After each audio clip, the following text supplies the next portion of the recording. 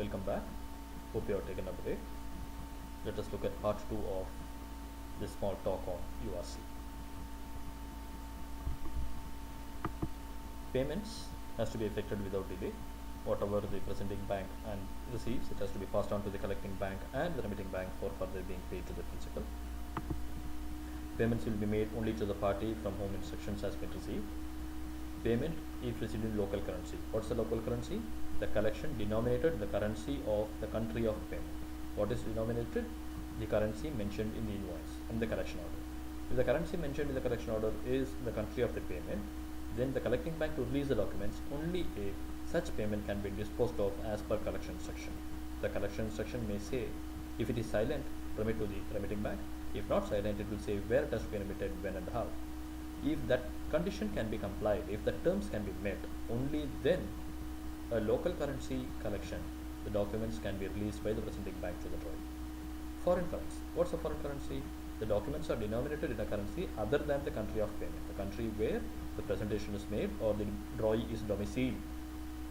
Presenting bank must release the documents against payment in the designated currency only if such currency can be remitted as per collection instructions. If the currency drawn is suppose ABC, the currency ABC should be, the presenting bank should be in a position to remit this currency back to the remitting bank. If not, a side collection, the documents should not be released. Partial payments. In case of a clean collection, release the financial document only upon full payment and accept partial payment as allowed by local regulations. You will accept partial payments, but you will not release the financial document unless local regulations state how it will be handled.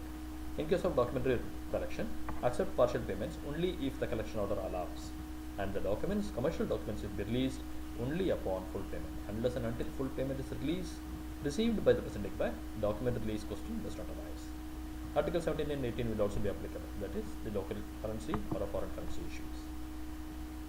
About interest, the presenting bank may waive the interest if refused by the drawee and deliver the documents. In the normal case, collection order to state the rate of interest, the period, the basis of calculation. If the collection order explicitly disallows waiver, if the collection order says charges may not be waived, then the presenting bank is not responsible for the resultant delays in delivery of documents or collecting the payment. Likewise, presenting bank should inform the remitting bank about the refusal by the drawee to pay the interest. Charges. Bank may ask for charges to be paid upfront. That's a different issue. If charges are to the drawee's account, then the collection order should state if charges and expenses, how it will be paid, how much can be collected, things like that. It should state if it is waivable or not. If waivable, the presenting bank may deliver the documents even when drawee refuses. If not waivable, presenting bank shall not be responsible for the delay. The presenting bank will go back to the presenter, to the party from whom the instructions have been received, that is collecting bank or remitting bank, and say that the drawee is refusing the charges and documents have not been delivered. The instructing party to pay up in case the charges are waived by the presenting bank as per collection instruction. This includes charges of the presenting bank and collecting bank. If charges are to principal's account, that is the remitting bank or the collecting bank will have to reimburse the presenting bank. Regardless of the fate of the collection, principal to pay the remitting bank charges, and collecting bank is entitled to claim reimbursement from remitting bank. And if charges are to principal's account, banks are entitled to deduct from the proceeds in case the collection is honored and paid. What is acceptance? In an acceptance of a bill of exchange drawn on the drawee, the bank has to ensure the form of acceptance appears to be complete and correct. They have to just ensure the form of acceptance is complete and correct. They are not responsible for genuineness of the signature or the authority or the capability or the identity of the party who is signing. So, the bank need not take responsibility for the authority, capability and capacity of the party who is signing, or the identity of the party, or the genuineness of the signature. They just has to ensure it appears to be complete and correct. In case of a note, banks are not responsible for the genuineness of the signature or authority of the signatory, just as in the bill of exchange. What is protest? Protest is creating an official record. It's a legal process.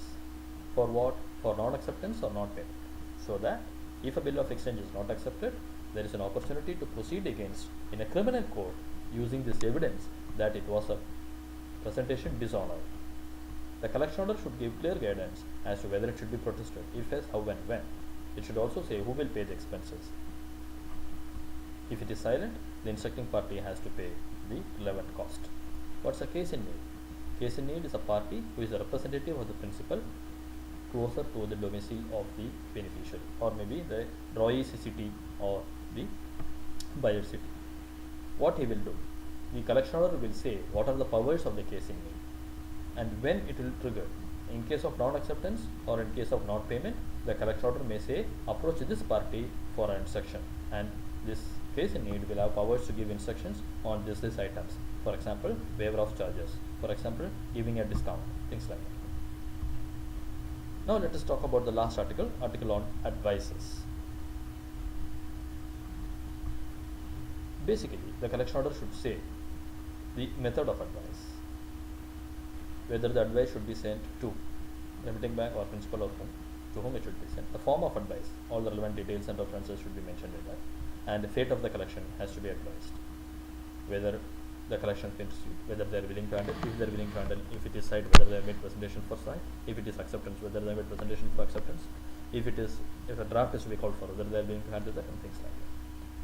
These advices will be as per the collecting bank choice and the remitting bank cost, and it will be as per the collection order. If nothing is mentioned in the collection order, it will be as per the collecting bank or the remitting bank choice at the cost of the remitting bank. That is, they may send by post, they may send by SWIFT, etc. In case if it is an acceptance, the acceptance advice should be sent without a delay to the presenter. In case of a payment transaction, a payment collection, documents against payment, the amount collected, the charges or expenses detected or collected, and how funds were disposed of, whether it has been remitted or whether they are holding or whether they are paid to the party other than the remitting bank as per collection instruction. All this information should be advised to the remitting bank by the presenter. In case of non-payment or non-acceptance, we have seen in case of acceptance, they have to just inform without delay that it has been accepted. In case of payment, they have to inform how much has been collected, whether there have been charges extra or shortfall, and how it will be disposed of. In case of an acceptance transaction or non-payment transaction, it is a negative result, they have to ascertain the reasons and without delay. Without delay, they have to ascertain the reasons and inform the remitting bank. Expenditure. Remitting bank has to respond also to this advice of non-payment or non-acceptance. If they fail to respond within 60 days, then the documents can remain uncollected and the presenting bank shall return the documents to the remitting bank, and all relevant charges presenting bank shall claim from collecting and remitting bank. If no response is received to a non-payment, non-acceptance notice up to 60 days from remitting bank to the presenting bank, the uncollected and paid documents shall be returned dishonored by the presenting bank. So we had a small discussion on uniform rules for collection. Let us meet again on another video on another day. Thanks for watching. Thanks for the questions. Goodbye.